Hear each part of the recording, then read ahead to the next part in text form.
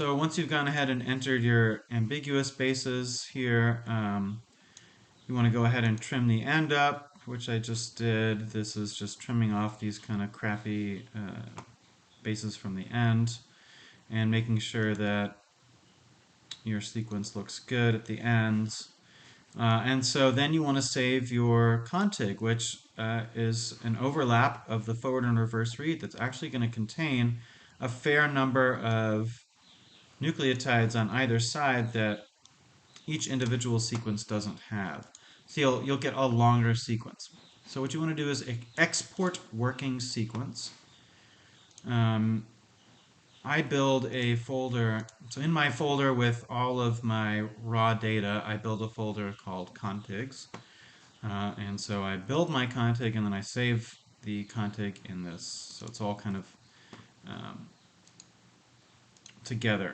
So we're going to ignore that. We're going to do plain text. Save it as plain text is the best thing to do. And you would type in the file name, which is displayed on top of here if you forget it. That way you have your unique identifier, and save it as plain text makes it really easy to look at. And you save it, and then you're going to want to find that. Oops. And here it is as a text file. It opens up, and it gives you this little header information, and then you can select your contig, and then go ahead and blast it, and make sure that it makes sense. You have to do this at every step. You have to make sure that everything makes sense and that you didn't make any mistakes. Because once you submit the sequence to GenBank, going back and changing something is a huge pain in the ass. So I'm just going to make sure that my ambiguities are there, that it kind of matches the same results.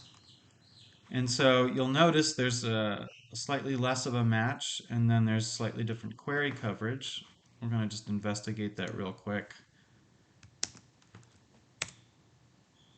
So the mismatches are all the same. They're all at those ambiguous positions. Even though they're in a different order here, it's just because the sequences are now different lengths. But that all looks good. So then you're at the point where you can, decide if you want to try to identify this further or if you just want to upload it to GenBank as is. And that's what I'm going to do because I think it's a mature sequence and I don't think we're going to be able to find a good name for it. So let's go over GenBank upload.